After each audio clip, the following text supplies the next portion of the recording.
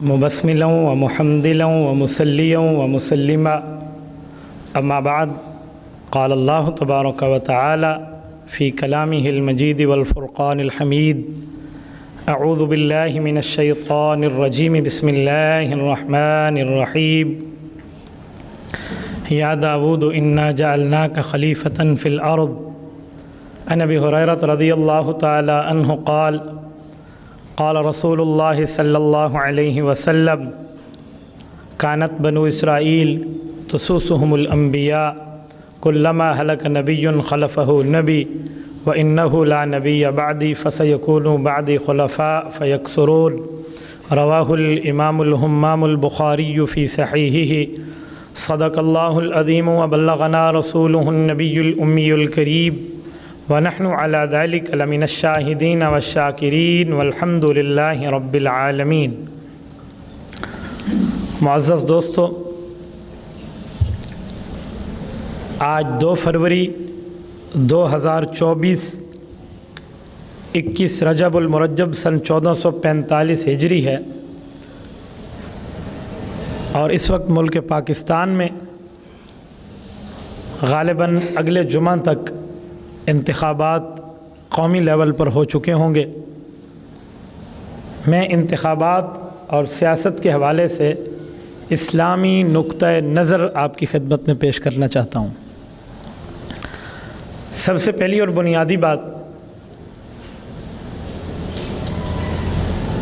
کہ حکمرانی کرنا اور اسلامی خلافت کا قیام رکھنا،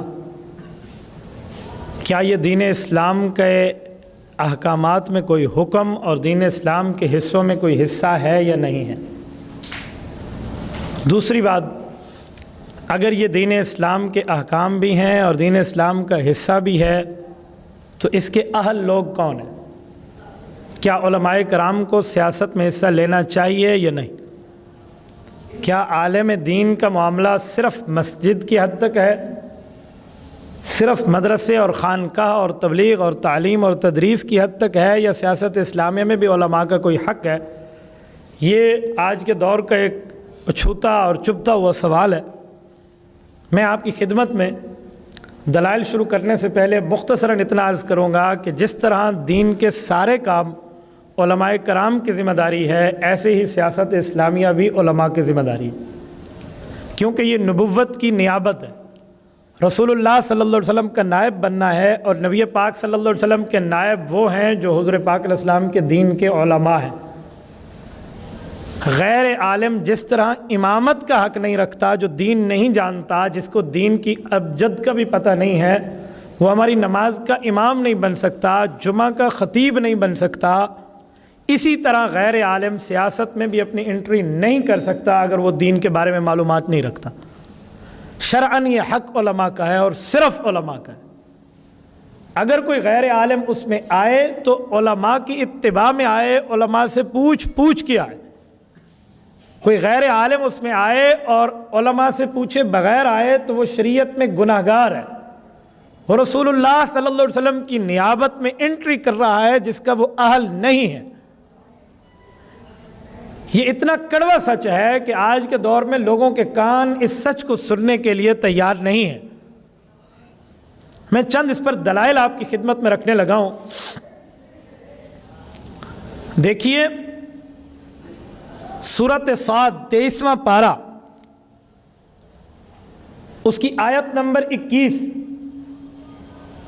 رب کریم ارشاد فرماتے ہیں یا داود انا جعلناک خلیفۃ فی الارض، اے داؤد علیہ السلام، ہم نے آپ کو نبوت دی، ہم آپ کو زمین میں حکمرانی اور خلافت کا اہل قرار دے رہے ہیں۔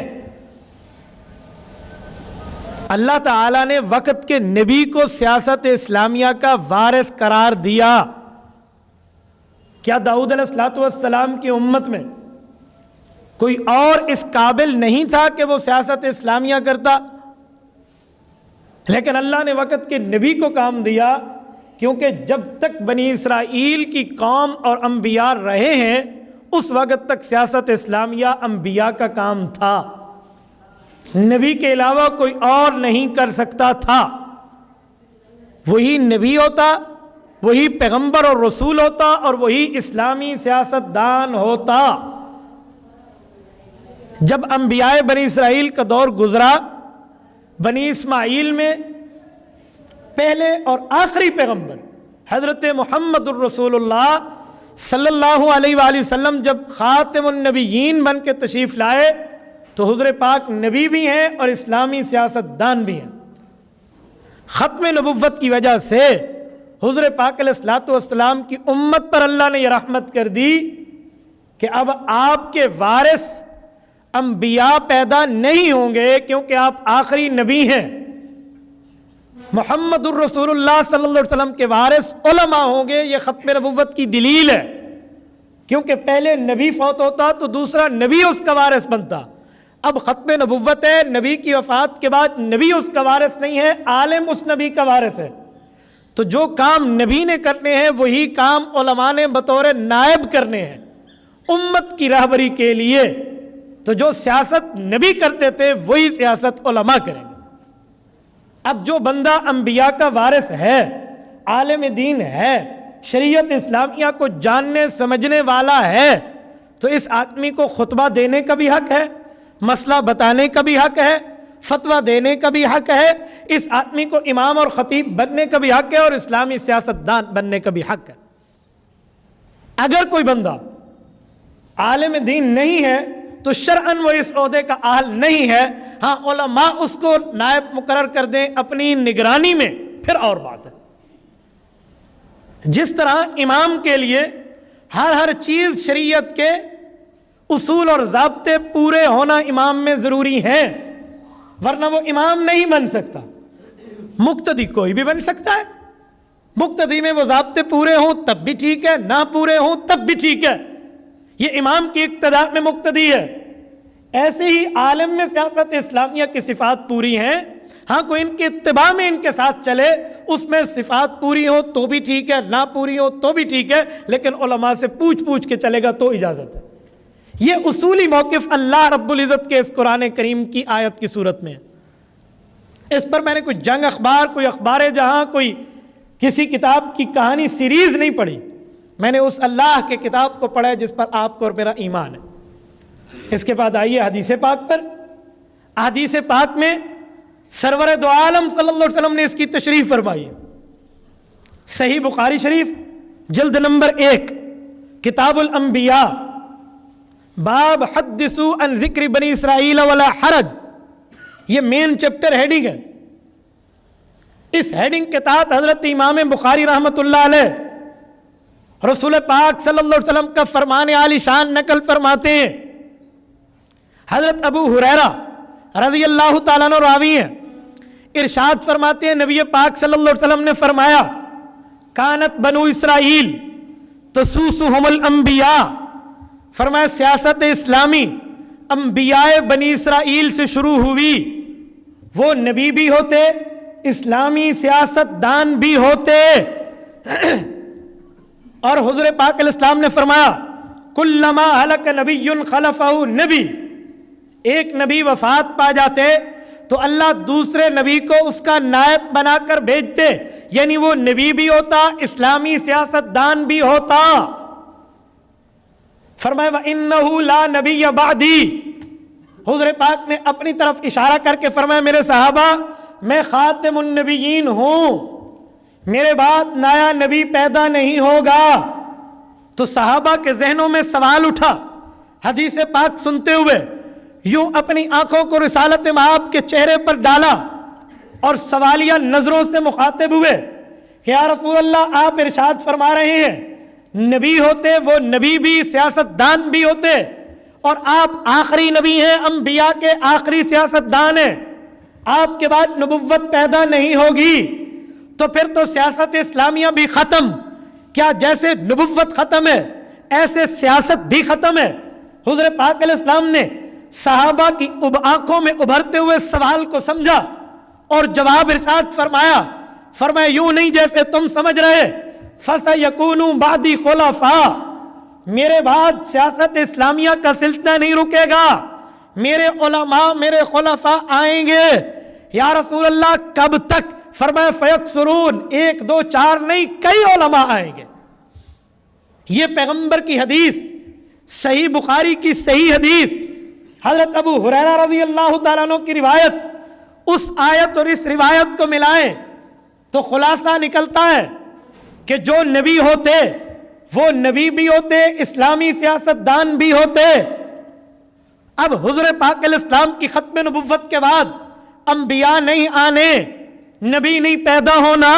حضور پاک علیہ السلام کے بعد نبوت جاری نہیں بلکہ ختم ہے، لیکن اسلامی سیاست ختم نہیں بلکہ جاری ہے.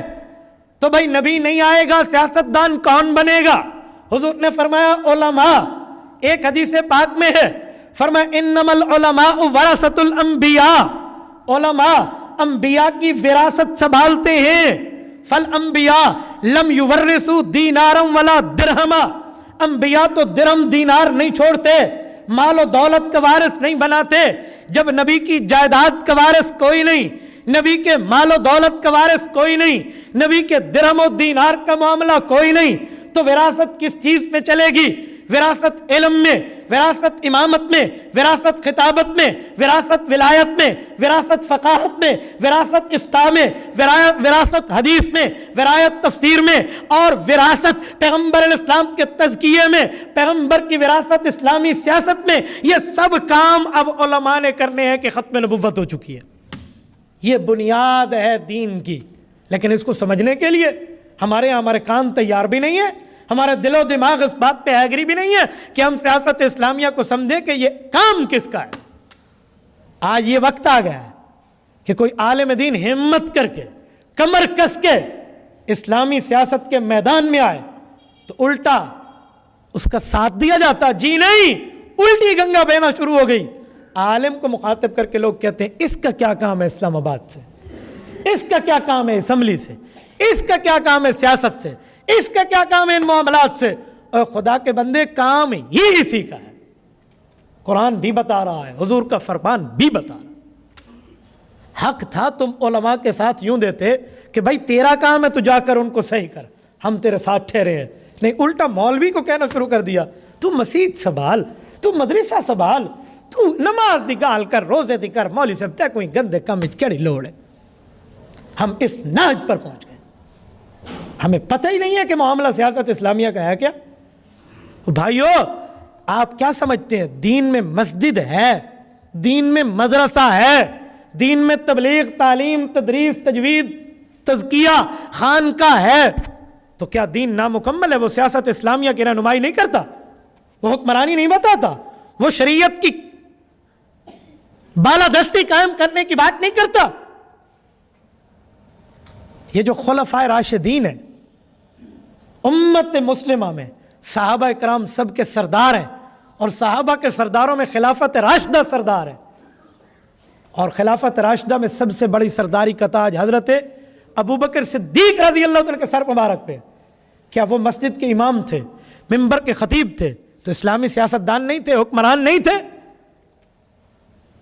کسی نے کہا تھا کہ ابوبکر تو حضور کے مصلی پہ بیٹھ، حضور کے منبر پہ بیٹھ، تو خلافت کی بات اور نیابت و حکمرانی کی بات کیوں کر رہا ہے؟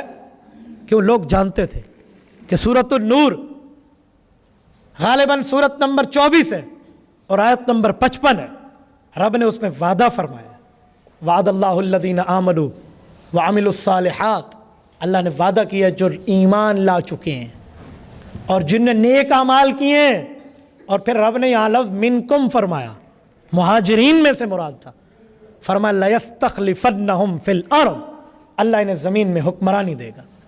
لَيَسْتَخْلِفَنَّهُمْ فِي الْأَرْضِ وَلَيُمَكِّنَنَّ لَهُمْ دِينَهُمُ الَّذِي ارْتَضَىٰ لَهُمْ وَلَيُبَدِّلَنَّهُمْ مِنْ بَعْدِ خَوْفِ أَمْنًا. اور ان کی حکومت کو رب مضبوط کرے گا اور ان کے خوف کو رب امن میں تبدیل کرے گا. یہ اللہ نے قرآن میں وعدہ کیا ہے نبوت کے وارثوں سے. اللہ نے قرآن میں وعدہ کیا ہے انبیاء کے وارثین سے، جو صحابہ بھی ہیں، حضور پاک کے دین کے علماء اور فقہا بھی ہیں. اور ایک جملہ میں مزید سمجھاؤں، یہ منبر پر کئی مرتبہ حدیث بیان ہوتی ہے، لوگ سنتے بھی ہیں. شاید اس پہلو سے آپ پہلی مرتبہ سنیں جو اس سے ایک پہلو اخذ کر کے میں آپ کو دینے لگا ہوں. پہلے حدیث سنیں. حضور پاک علیہ السلام کے آخری خطبوں میں، بالکل آخری مسجد نبوی کے خطبے تھے، رسالت مآب دنیا سے پردہ فرمانے والے تھے. نبی پاک علیہ السلام نے ایک اعلان فرمایا. وہ اعلان کیا تھا کہ تم جتنے صحابہ بیٹھے ہو, مجھے پتہ ہے تمہارے جو مسجد نبوی کے پڑوسی لوگ ہو نا, تمہارے گھر کے 2 دروازے ہیں. ایک دروازہ تمہارا گلی میں کھلتا ہے, ایک مسجد نبوی میں کھلتا ہے. نماز کے لیے آتے ہو تو اس دروازے سے, بازار جاتے ہو تو اس دروازے سے. کہا جی ہاں یا رسول اللہ, آپ کی اجازت سے ایسے ہی ہم نے رکھا ہوا ہے. فرمایا اب میں اجازت واپس لے رہا ہوں. لا تبقین قوقۃ فی المسجد, مسجد میں اپنے دروازے بند کر لو, وہی گلی والا کھلا رہے. جب مسجد نبوی میں آؤ گلی کے دروازے سے آؤ. رسالت مآب کی حدیث یہاں تک پوری نہیں ہے, آگے لفظ موجود ہے. فرمایا الا قوقۃ ابی بکر, حضور نے فرمایا یا میرا دروازہ مسجد نبوی میں کھلے گا یا ابو بکر صدیق کا دروازہ مسجد نبوی میں کھلے گا. کیوں کھلے گا ابو بکر صدیق کا دروازہ؟ وجہ رب کریم آپ کو مدینہ طیبہ لے جائے. میں نے گزشتہ جمعہ مدینہ طیبہ میں ادا کیا.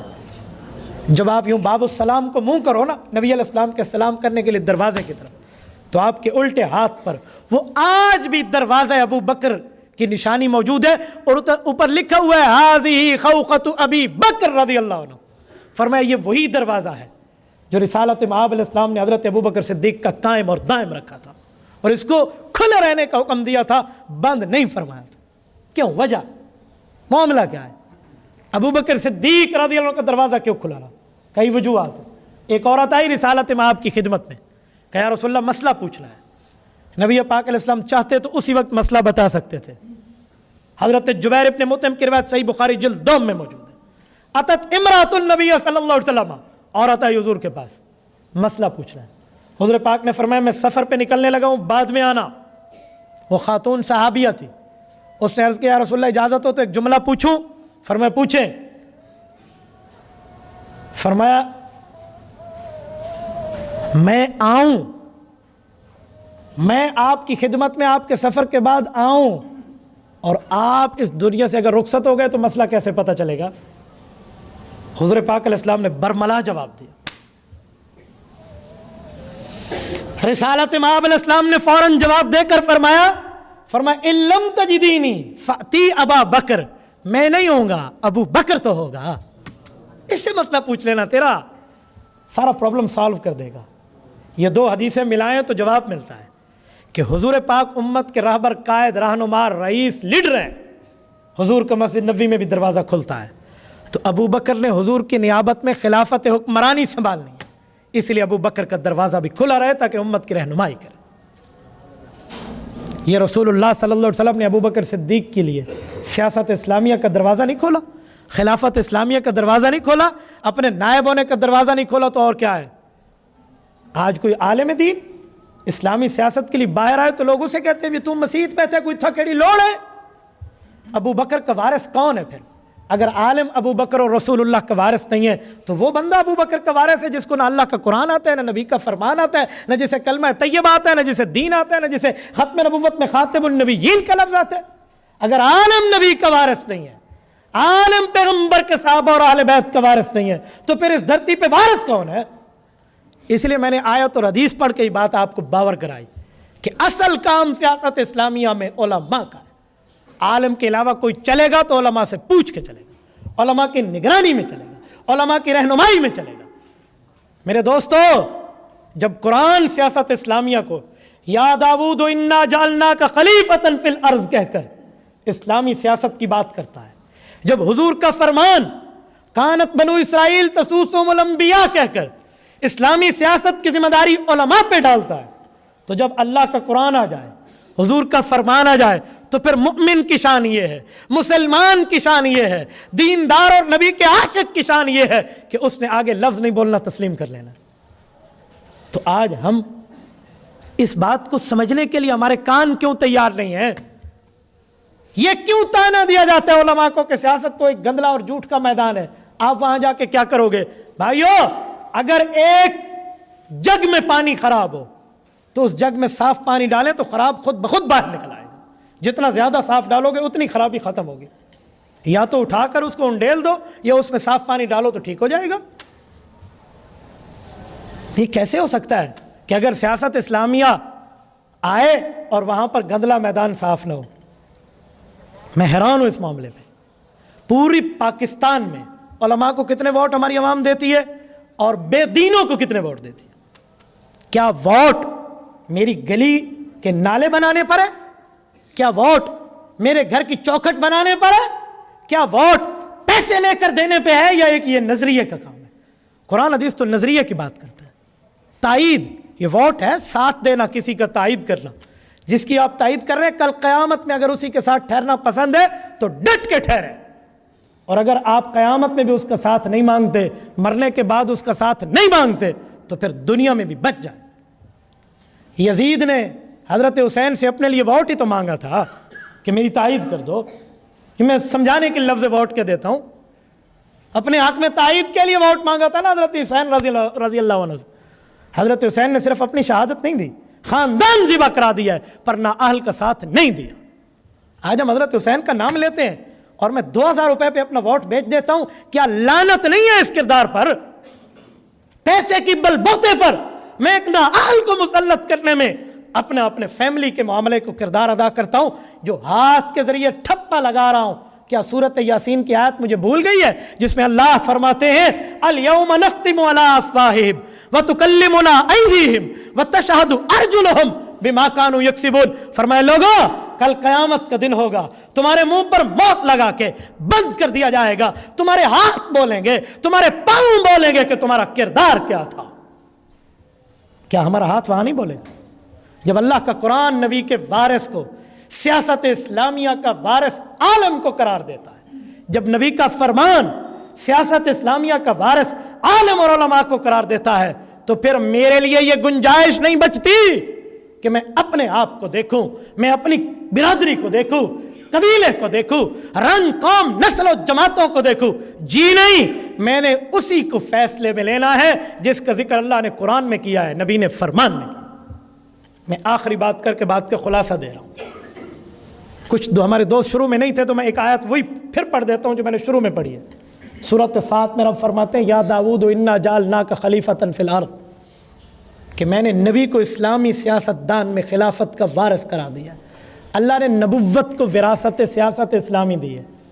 جب تک حضور پاک نہیں آئے نبی کا کام تھا سیاست کرنا. جس دن حضور آئے تو حضور پاک کی ختم نبوت کی وجہ سے اللہ نے نبوت کا کام علماء کو دیا. تبھی حضور نے فرمایا کانت بنو اسرائیل تسوسهم الانبیاء. پہلے سیاست اسلامیہ کا کام علماء کی ذمہ داری تھی. اب یہ کام کس کی ذمہ داری ہے؟ تو صحابہ نے سوالیہ نظروں سے دیکھا.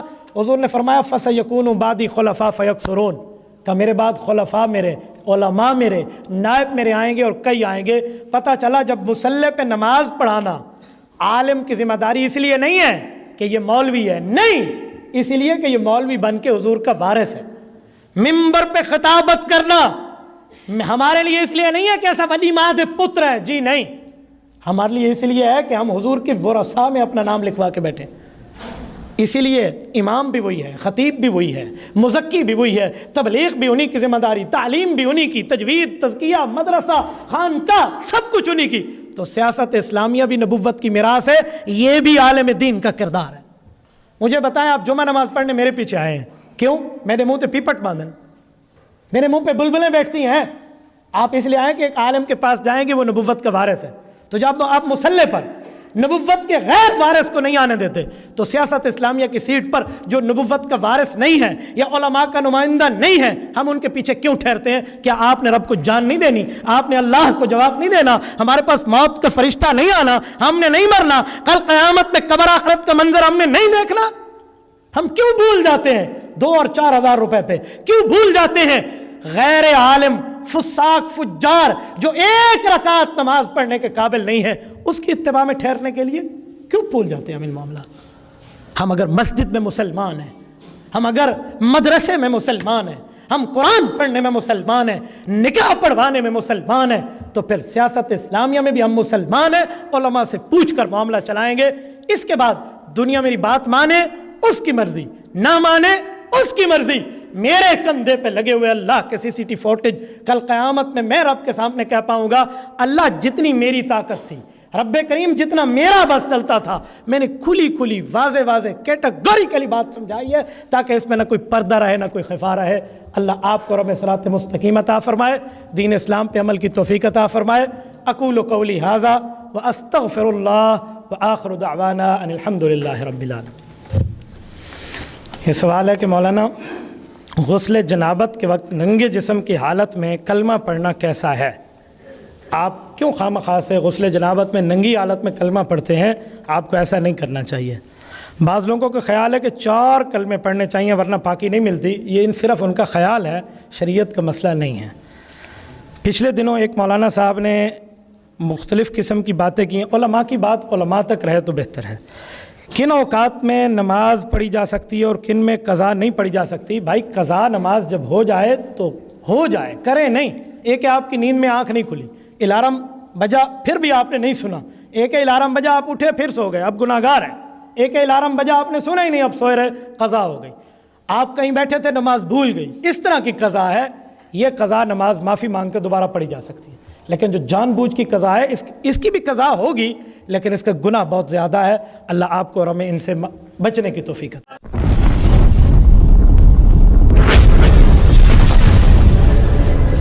Subscribe my YouTube channel.